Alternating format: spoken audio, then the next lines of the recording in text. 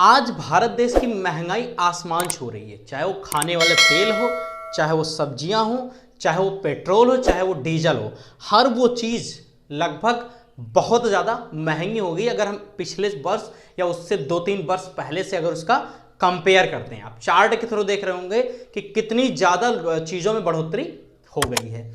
आज मैं ये बताऊंगा कि जो पेट्रोल या डीजल जो बहुत ज़्यादा आज महंगा हो गया है, उसकी प्राइस एक्चुअल इंटरनेशनल मार्केट में क्या है और साथ ही वो डिसाइड कैसे होता है, ये इसके बारे में हम लोग डीपली चर्चा करेंगे। और साथ ही ये बताएंगे महंगाई जो और प्रोडक्ट में आई है वो क्यों आई है या क्यों चीज़ें इतनी ज़्यादा महंगी हो रही हैं। तो बेसिकली मैं आपको कैलकुलेट करना बताऊंगा कि जो क्रूड ऑयल है या जो पेट्रोल और डीजल है, क्रूड ऑयल से जो पेट्रोल और डीजल बनता है, उसके प्राइस की कैलकुलेशन होती कैसे है। चलिए शुरू करते हैं। अगर मैं बताऊं calculating crude oil cost petrol and diesel 2022, अगर मैं आपको बताऊं कि जो इंटरनेशनल प्राइस है एक क्रूड ऑयल का, बर्न्ड क्रूड ऑयल का, वो इंटरनेशनल मार्केट में इस समय है 103 या 103.48 डॉलर पर बैरल। मतलब 103.48 डॉलर जब किसी आप देश को देते हैं तो आपको एक बैरल क्रूड ऑयल देता है। बेसिकली ये समझ में आओगे, आपको साइड में दिख भी रहा होगा। अच्छा, भारत की जो करेंसी रेट इस समय चल रही है, करेंसी जो एक्सचेंज रेट चल रहा है 75.8 पर यूएस डॉलर, मतलब एक यूएस डॉलर बराबर 75.8 रुपीज।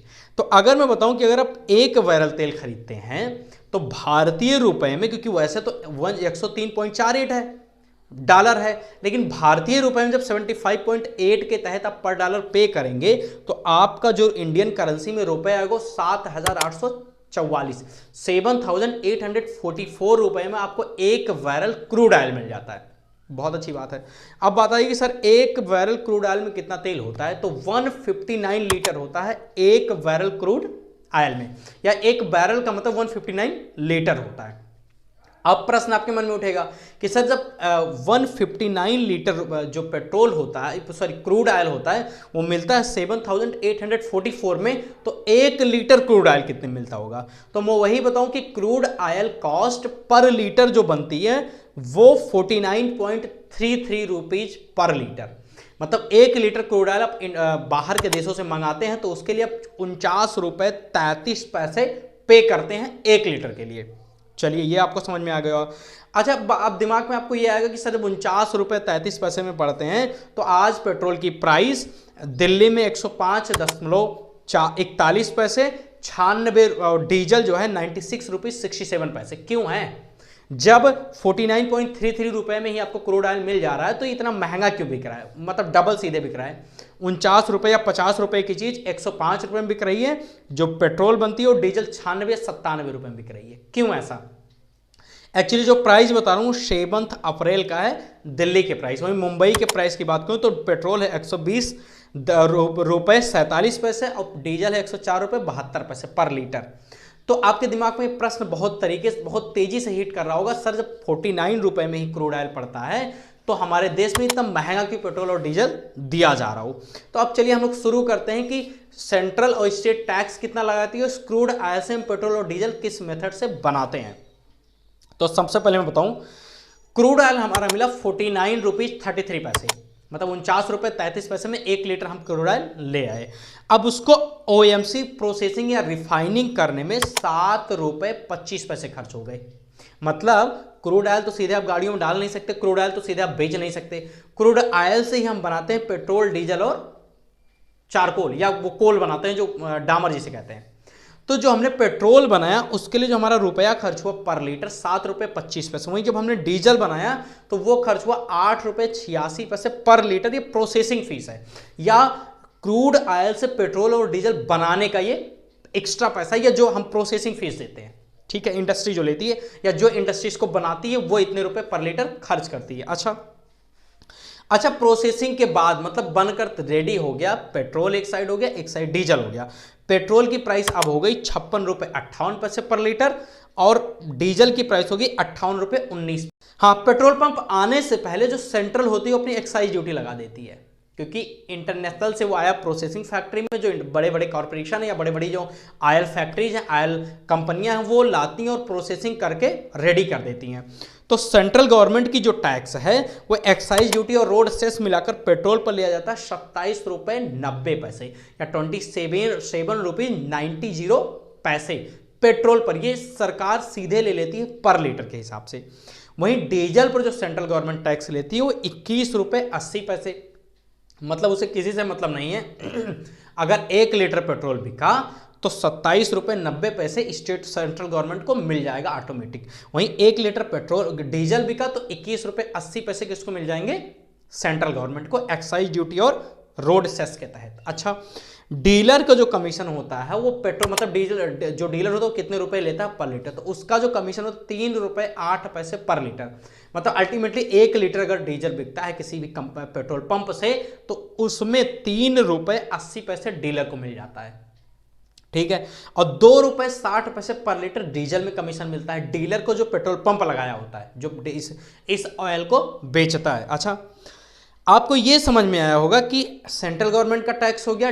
अभी मैं आपको बता दूं कि जो अभी कास्ट हो गई पेट्रोल और डीजल की वो हो गई 88.28 रुपए पर लीटर, 88.28 पर लीटर। वहीं जो डीजल की कास्ट है वो 82 रुपीज 59 पैसे, मतलब 82.59 पर लीटर डीजल हो गया। किसके बाद?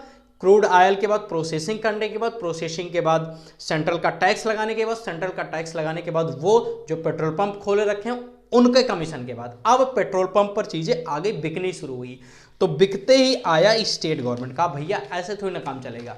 स्टेट गवर्नमेंट आई और उन्होंने कहा कि हम भी अब इस पर टैक्स लेंगे, क्योंकि पेट्रोल को जीएसटी के तहत डाला नहीं गया है। जीएसटी होता तो एक ही टैक्स लगता, इसीलिए इसको जीएसटी के तहत नहीं डाला गया। इस पर वही पुराना रूल चलता है, स्टेट अपना टैक्स लेती है और सरकार सेंट्रल अपना टैक्स इंडिविजुअल लेती है। अच्छा, जो बैट लगा वो पेट्रोल पर लगा 19.40% पर लीटर, तो और जो डीजल पर लगा वो लगा 16.75%, मतलब 1 लीटर जितने का है उसका 19.4% आप निकालेंगे, जितना रुपया होगा वो स्टेट गवर्नमेंट को जाएगा। इसका मतलब जो डीजल पर 16.75% निकालेंगे, जितना रुपया आएगा वो स्टेट गवर्नमेंट को जाएगा डीजल पर टैक्स। निकल के कितना है मैं आपको बता देता हूं, 17 रुपीज 13 पैसे पर लीटर टैक्स पेट्रोल का स्टेट गवर्नमेंट को जाता है, जिसे बैट हम कहते हैं, वैल्यू एडेड टैक्स। वहीं 14 रुपीज 8 पैसे पर लीटर जाता है स्टेट गवर्नमेंट को 1 लीटर डीजल बिकने पर। मतलब 1 लीटर पेट्रोल बिकता है तो 17.13 रुपए पर लीटर जाता है सरकार को, स्टेट गवर्नमेंट को, उस पर्टिकुलर स्टेट को। और 14.08 पर लीटर डीजल, 1 लीटर डीजल बिकते ही स्टेट गवर्नमेंट के पास जाता है। तो हमने आपको टोटल बता दिया कि ऑयल, क्रूड ऑयल आया वो कितने का था इंटरनेशनल मार्केट से, उसकी प्रोसेसिंग फीस कितनी हुई, फिर सेंट्रल ने टैक्स कितना लगाया, साथ ही साथ डीलर का कमीशन कितना रहा, उसके बाद स्टेट गवर्नमेंट ने कितना टैक्स लगाया। इन सब के बाद जो आज प्राइस है 7 अप्रैल 2020 का ये आंकड़ा है, वो है 105 रुपए 41 पैसे पर लीटर पेट्रोल दिल्ली में, और 96 रुपीज 67 पैसे पर लीटर डीजल रुपए पर लीटर डीजल दिल्ली में है। तो अब आप सोच रहे होंगे कि 49 रुपए का पड़ा था मोटा मोटा अगर देख लें, और फिर ये बिक रहा है 105 और 96 रुपए में, क्योंकि इतनी सारी बीच में प्रोसेसिंग होती है, उसमें सबसे बड़ा पार्ट सेंट्रल का टैक्स होता है, फिर स्टेट का टैक्स होता है। तो आई होप आपको ये समझ में आया होगा। अगर मैं एक कंपेयर भी आपको कर दूं कि एक्साइज ड्यूटी जो सेंट्रल गवर्नमेंट लेती है और बैट जो स्टेट गवर्नमेंट लेती है वो कितना कितना किस साल बढ़ा है। तो 2014 में ये जो था 9 रुपए 20 पैसे पर लीटर पेट्रोल पर लेती थी सरकार, और 3 रुपए 40 पैसे पर लीटर डीजल पर लेती थी 2014 में। लेकिन 2017 में इस रेट को रिवाइज किया गया और ये हो गया 21 रुपए 48 पैसे पर लीटर पेट्रोल पर टैक्स लेने लगी सेंट्रल गवर्नमेंट, और मैं सेंट्रल गवर्नमेंट एक्साइज ड्यूटी की बात कर रहा हूं, और साथ साथ 17 रुपए 33 पैसे पर लीटर डीजल पर लेने लगी। और यही 2022 में बढ़कर हो गया 27 रुपए 90 पैसे पर लीटर पेट्रोल पर सेंट्रल गवर्नमेंट टैक्स लेने लगी, और डीजल पर सेंट्रल गवर्नमेंट का जो टैक्स रहा वो 21 रुपए 80 पैसे पर लीटर। वहीं अगर मैं स्टेट की बात करूं तो स्टेट का जो टैक्स रहा था बैट, वो 2014 में 20% हुआ करता था बेसिक प्राइस का, और पेट्रोल डीजल पर हुआ करता था 12.5%, 12.5%। वहीं 2017 में ये टैक्स हो गया पेट्रोल पर 27%, मतलब 20 से 7% बढ़ा, और वहीं डीजल पर हो गया 16.75, मतलब 16.75%, मतलब लगभग 4% के आसपास बढ़ा। वहीं 2022 में स्टेट गवर्नमेंट ने बढ़ाकर 19.4% कर दिया, और पेट्रोल पर और डीजल पर बढ़ाकर 16.75% पर लीटर टैक्स स्टेट गवर्नमेंट देने लगी। तो ये कंपैरिजन मैंने कर दिया कि 2014 के बाद 2017 में कैसे हो, 2017 के बाद 2022 में किस तरह चल रहा है। अब एक बहुत बड़ा प्रश्न आपके मन में ये उठेगा कि जब सरकार ही इतने ज़्यादा टैक्स ले रही है, सेंट्रल गवर्नमेंट हो गया, स्टेट गवर्नमेंट हो गया, तो अपने टैक्सों को कम क्यों नहीं करती है?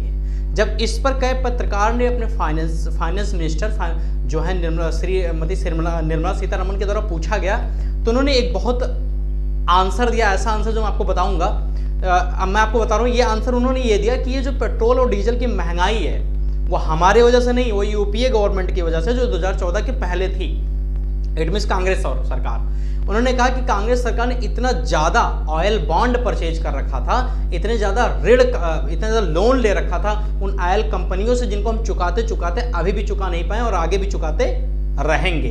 तो इसकी वजह से हम अपने टैक्स को कट नहीं कर सकते। अब सवाल एक मन में और उठेगा आपके कि ऑयल बॉन्ड होता क्या है?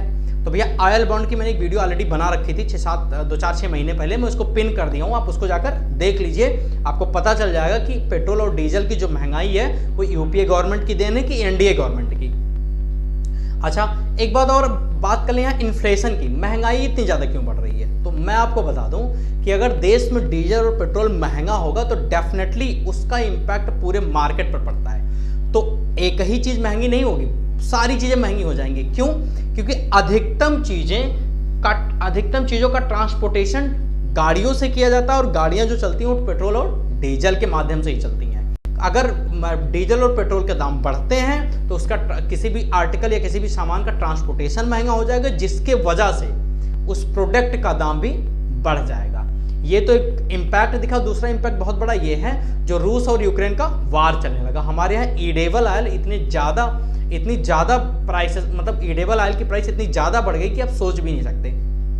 उसके पीछे का एक बहुत बड़ा रीजन है क्योंकि बहुत सारा हम ईडेबल ऑयल यूक्रेन से मंगाया करते थे, तो वो हमारा यूक्रेन से जो ट्रेड था वो पूरे तरीके से बंद हो गया है, तो हम उसको दूसरे देश से मंगवा रहे हैं, और इसी वजह से ईडेबल ऑयल इतना ज़्यादा महंगा हो गया है। साथ साथ मैं आपको ये भी बता दूं कि जो क्रूड ऑयल है उसका 40% प्रोड्यूसर रूस ही है, मतलब 40% क्रूड ऑयल पूरे विश्व का लगभग रूस ही प्रोड्यूस करता है। तो रूस से वार के चलते ये भी मार्केट उसके अकॉर्डिंग नहीं चल पा रहा जैसा कि पहले चला करता था। तो इससे भी हमारा पेट्रोल और ऑयल का जो प्राइस था वो इम्पैक्ट हुई है, डेफिनेटली इम्पैक्ट हुई है। और साथ साथ कोविड का जो ईरा रहा वो उससे हमारी मार्केट इतनी ज़्यादा श्रिंक कर गई थी, उस मार्केट को हमें नॉर्मल बैलेंस लाने के लिए भी हमने टैक्स को बढ़ाया और ज़्यादा से ज़्यादा टैक्स को वसूला है सरकारों ने, ताकि हमारी इकोनॉमी एक बार फिर उसी तरीके से चलने लगे जैसा कि पहले चला करती थी।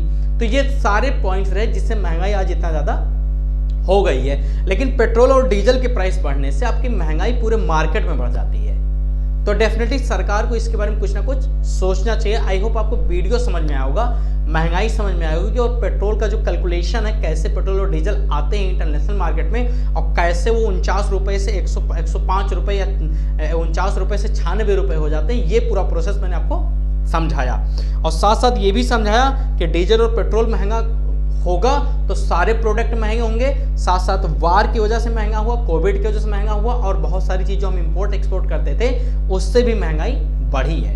तो आई होप आपको ये समझ में आया होगा। नींबू भी इसका एक बहुत बड़ा एग्जाम्पल है। नींबू के दाम बढ़ने का एग्जाम्पल ये है कि उस दौरान बारिश हुई, बाढ़ आया, और तो जो मौसम होता था वो मौसम उतना बेहतर नहीं रहा या फेवरेबल नहीं रहा नींबू के ग्रोथ के लिए या नींबू के प्रोडक्शन के लिए, तो नींबू की पैदावार कम हुई, इस वजह से इसकी भी महंगाई आसमान छू रही है। तो आई होप आपको समझ में आ गया होगा ये पूरा लेक्चर। बाकी खुश रहिए, मस्त रहिए, चैनल को सब्सक्राइब कीजिए, शेयर कीजिए और लाइक कीजिए।